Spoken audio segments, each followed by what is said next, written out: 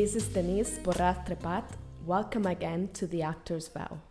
This week's episode was supposed to be very different, but I couldn't just sit here and talk about Grotowski, Shakespeare, Meissner, while this space could be used to support and create awareness about what is happening right now in America and our role as artists in all this. But before we get to that, I did want to introduce the Sunday spotlight of this week.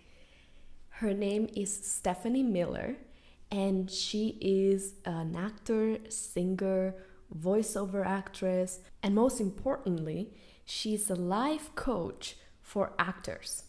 She has created a business called the Soul Biz of Showbiz, in which she helps actors balance their life with their careers.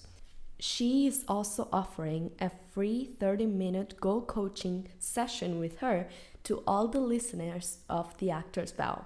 Just message her on Instagram, send her a DM at the Soul Biz of Showbiz. She also has a personal account. It's at Pocketful of Fears. I am so excited for you guys to read the interview on Sunday with her. She gives amazing advice on how to balance life right now as actors during COVID-19 and quarantine, and really good self-care tips that I think will be really helpful for you. Now, having said that, let's start with the topic of this week, which is an artist's social responsibility.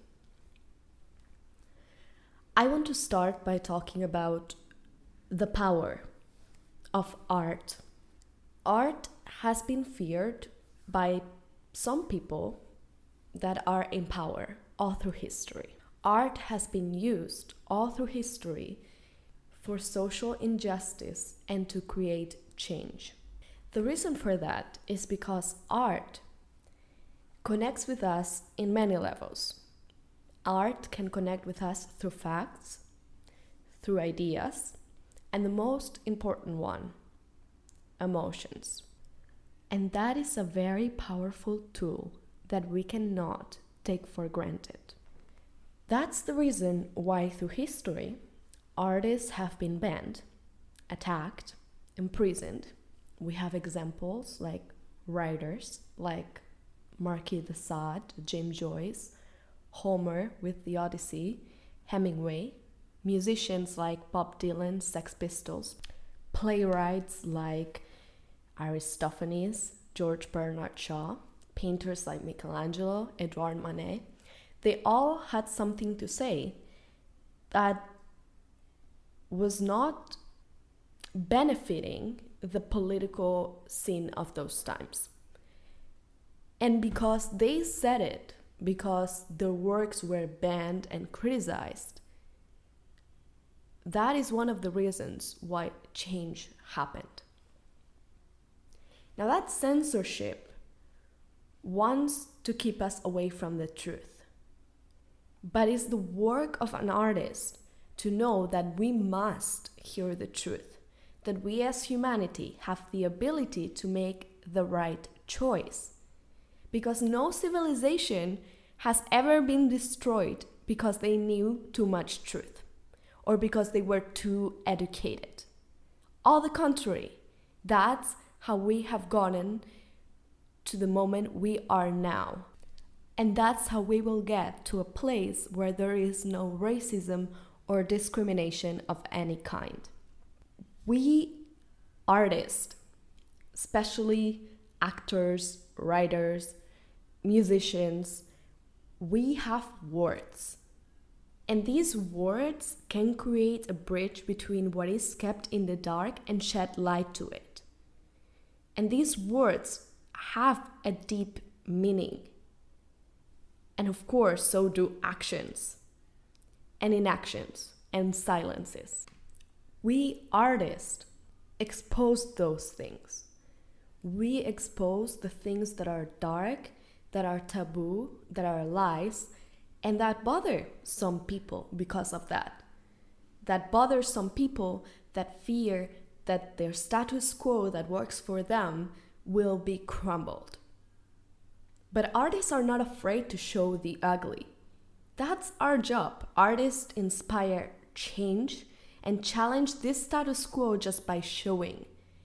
And this is when tyrants who want power, who want control, find themselves attacking art.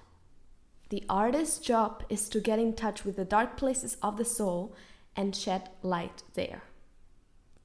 So as you see, we have a very powerful tool that has always been in hand with injustice. We have a responsibility, and that's not a responsibility to cure anything or bring happiness or make humanity better. I mean, those are byproducts. But our responsibility is to tell the truth, to tell the story, to make humans feel and think. And most importantly, to create safe spaces and opportunities where people who would usually not interact can meet one another, where people that usually don't have a voice and don't have a platform can have it. We can create meetings and spaces that create more meetings and more spaces that are stimulating an environment of growth and education. Think about it. Anne Bogart says that creating art is the most radical thing you can do in a society where thoughts and words are feared. Inarticulate people are not dangerous to the system. Words are dangerous, and they can be powerful. Art can be powerful. And before you do any work as an artist, you have to ask yourself, does this agree with my truth? Do I believe this? If the answer is no, burn it. Like, why are you doing this? If you are in the arts for money or fame or whatever other reason that does not align with making this a better community and telling the truth, find another job. If you want to say, look at me, instead of look at this, you are here for the wrong reasons. It is not your fault that you grew up not being educated on social justice issues. It is not your fault that you grew up with privilege. But it is your fault now as an adult if you are choosing not to educate yourself on these issues, because the information is out there. It is your fault if you are turning your face to this and staying neutral, because there is no excuse as an actor/artist if you are not informed and educated. If you don't want to go out there and find the truth and find insight and be open and be ready, because it's your obligation and responsibility to study, to observe, to see the world through different lenses. And if you think this does not concern you, you are so wrong. If you're being neutral in these cases, you're missing the main point about being an artist.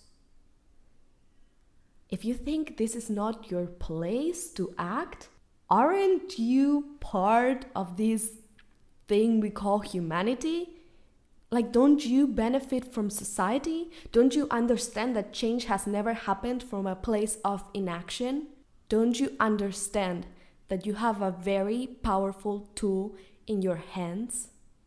This is a place of community. Art, especially theater and the performing arts, have always supported, and we have always created safe spaces where no one was doing it. And we need to understand that this is the time that we stand together. And we need to understand that, like we have seen through history, the government not only benefits from ignorance, but mostly benefits from separation and hate among us. This is a moment to look around, educate yourself on the narrative that's being told, and understand why it is that way. Understand why they want us to believe what they want us to believe.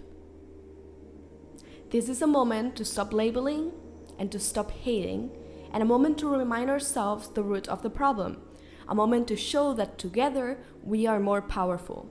A moment to show that we are bigger than what they want us to believe, that we have more power than what they want us to believe.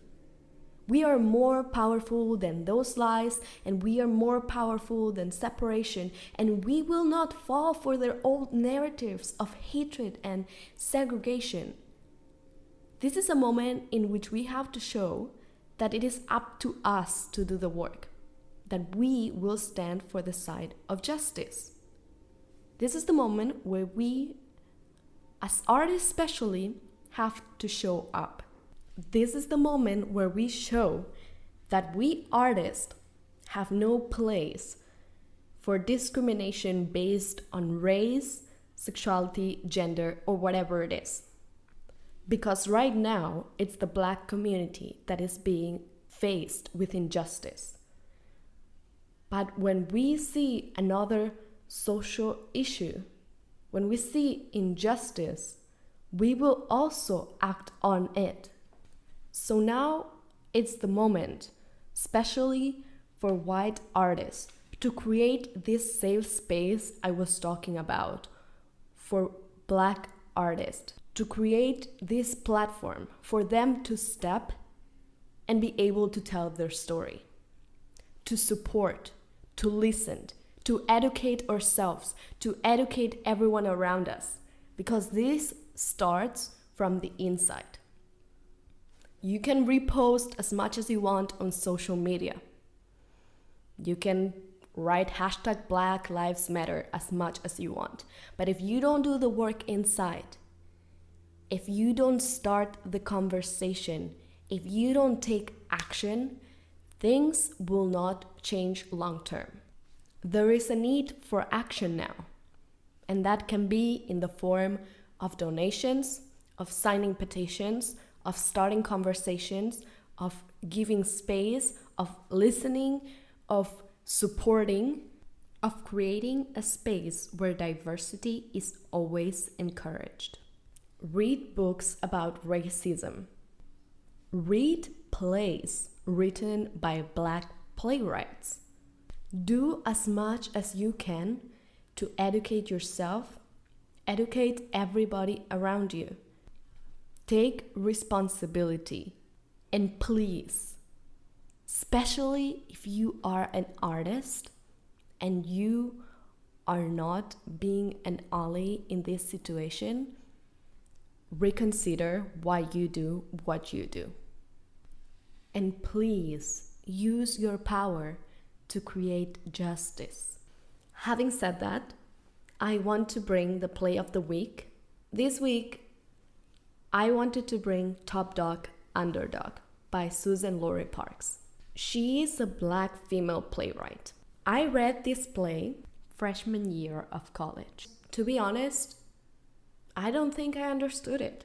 I was born and raised in Spain, and when I got to America, racism was very foreign to me.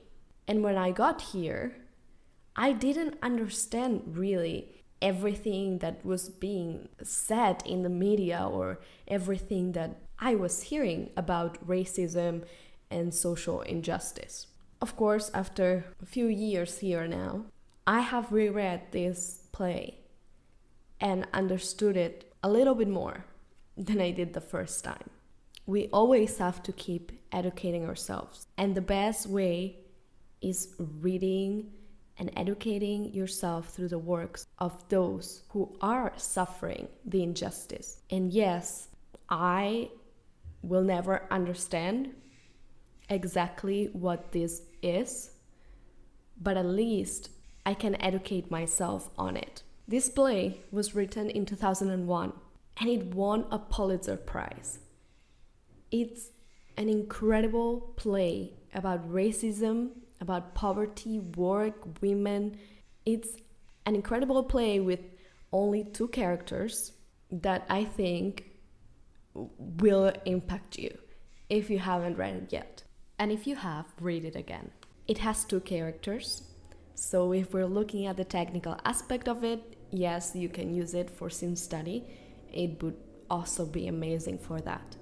And this will be it for this week. I really encourage you to use this time to also listen. Yes, to take action, but listen. To learn, to be open, and to understand that you can be wrong, and that's okay. But it's your responsibility as an actor to want to find that truth.